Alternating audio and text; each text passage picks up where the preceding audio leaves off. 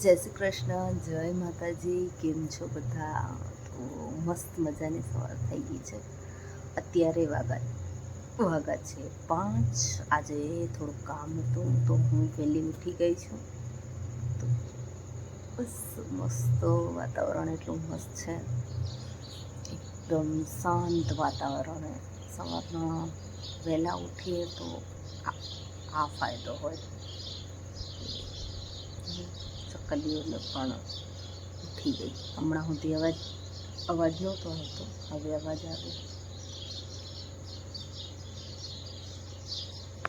હે ફ્રેન્ડ્સ, તો જે ચેલેન્જ લીધો હતો એ તો કમ્પ્લીટ ન થયો, કેમ કે અમુક કારણોના લીધે. પણ હવે આ વખતે તો પૂરો કરવો જ છે, તો આજે ફરીથી સ્ટાર્ટ કરશું. ઓકે, હાલો. ત્યારે ખાલી ટિફિન બનાવી લીધું ને ખાઈ પી લીધું હે. હવે ઘરનું કામ તો બાકી છે, પણ અત્યારે સિલાઈ કરશું, કારણ કે અમારા આ સાહેબ ઘરે આવી ગયા છે, જે કાંઈ કરવા દેશે નહીં.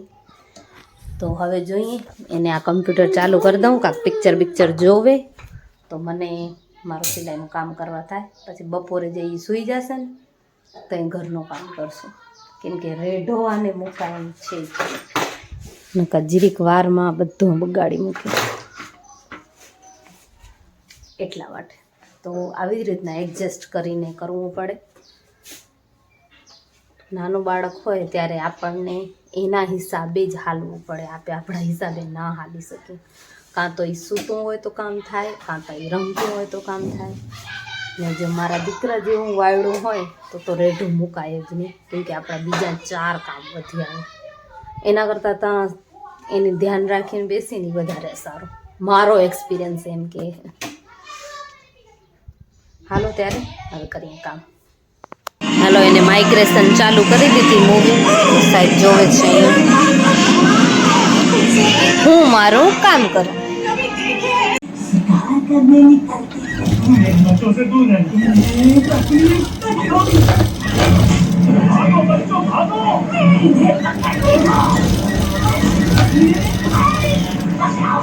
હાલો ત્યારે સિલાઈનું બધું કામ પતી ગયું. આજનો જે ટાર્ગેટ હતો એ શું કામ કર્યું છે બતાવું તમને. પહેલાં ફોનને ક્યાંક સેટ કરી લઉં તો ઓકે રાખી દઉં, કેમ કે ટ્રાયપોડ નીચે પડી ગયું. જો એક કસ્ટમરને હતો, એની કુર્તીઓ ફિટિંગ કરવાની હતી, તો એની 2 કુર્તીઓ હતી, તો એમાં ફિટિંગ થઈ ગઈ. પછી બીજા કસ્ટમરની પણ કુર્તી જ ફિટિંગ કરવાની હતી, અને એમની હતી ટોટલ 4 કુર્તી, એ પણ ફિટિંગ થઈ ગઈ.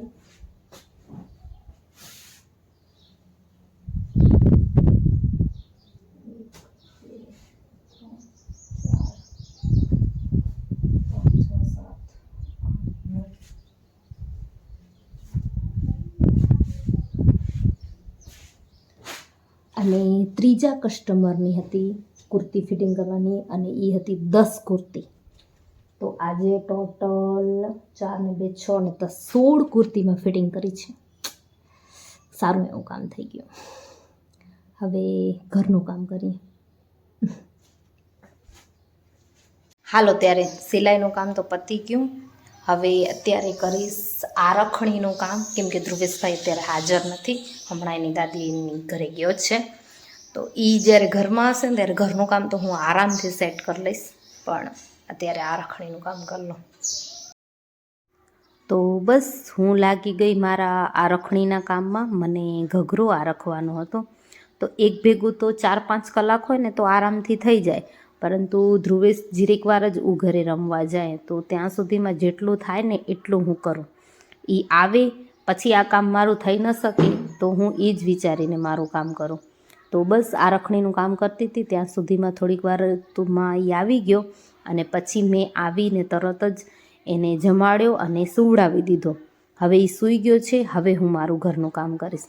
તો ઘરમાં બાળક હોય ને ત્યારે આપણને આ પ્રમાણે જ વર્તવું પડે, એના હિસાબે જ આપણને આપણું કામ કરવું પડે. આપણા હિસાબે ન થઈ શકે, કારણ કે એ ક્યારે સૂશે, જેમ એને સમજણ પડે, રમતા શીખે, એમ એની નીંદર પણ ઘટી જાય.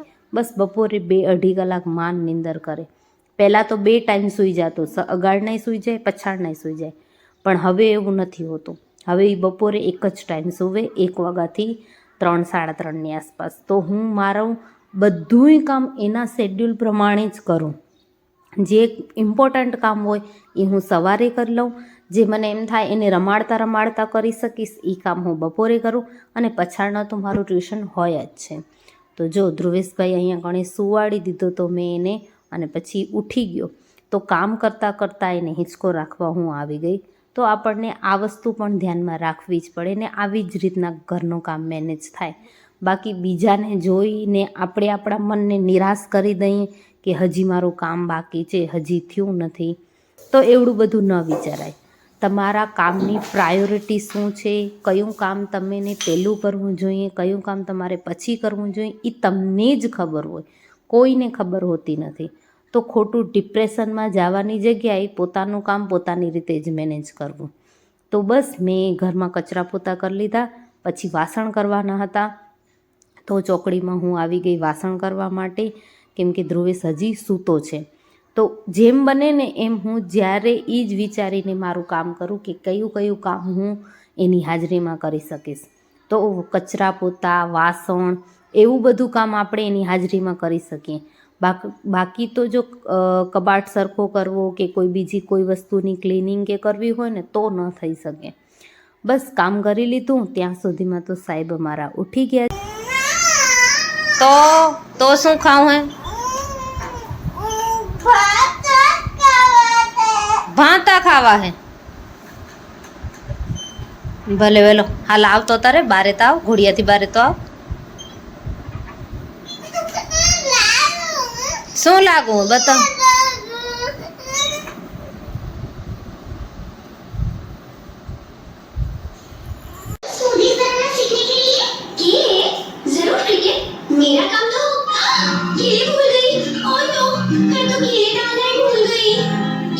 ક્યાં ગયો?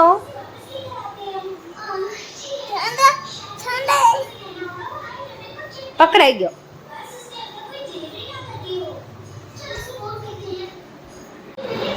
બસ મારું ઘરનું કામ તો બધું થઈ ગયું. ધ્રુવેશભાઈ જમી કરીને હવે ટીવી જોવે છે. એને પણ બીજી વાર નાહી લીધું. હું નાહી આવી અને હવે થાઉં છું રેડી. દરરોજ તો આપણે નોર્મલ સિમ્પલ રેડી થતા જોઈએ અને થવું જ જોઈએ. ઘરને જેવી રીતના સજાવીએ છીએ એમ ખુદને પણ થોડુંક ટચઅપ આપી દઈએ તો એનાથી કાંઈ આપણું જાય નહીં. તો થોડુંક તો તૈયાર થવું જોઈએ. સાદું એવું માથું, ઓરી, ચાંદલો, પાવડર, જે કરવો હોય એ કરવો જોઈએ. ડેલી એવું જરૂરી નથી કે મેકઅપ જ કરવો, મેકઅપ ન કરો તો પણ ચાલે, પણ સિમ્પલ રીતના ખુદને થોડુંક ધ્યાન રાખીએ તો આપણને મજા આવે, જોઈને મન ખુશ પણ થાય. જેવી રીતના ઘરને સજાવો એવી રીતના ખુદનું ધ્યાન રાખવું ખૂબ જ જરૂરી થઈ જાય છે. સામાન્ય ટચઅપથી એટલો બધો કોન્ફિડન્સ આવી જાય, મન ફ્રેશ થઈ જાય અને આપણને જે પણ કામ કર્યું હોય ને એના માટે ખુશી મળે કે ના આજનો દિવસ પ્રોડક્ટિવ રહ્યો, આજે ખૂબ જ મસ્ત દિવસ રહ્યો. તો બસ હું કામ કરીને રેડી થઈ ગઈ, નાહી ધોઈને એકદમ મસ્ત ટ્યુશન કરાવીને પછી આરખડીનું કામ કર્યું જે તમે જોયું જશે. તો હવે અત્યારે બાપાનું ખાવાનું ક્યાંય બનાવી લીધું હોય. અત્યારે વાગા હે 8:15. જમવાનું બનાવવાનું છે.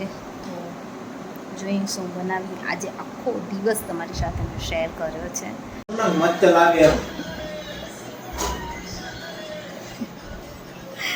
ધ્રુવેશભાઈના નવા લુગડા આયા. કેવા હે લુગડા? કેવા હે તુલું?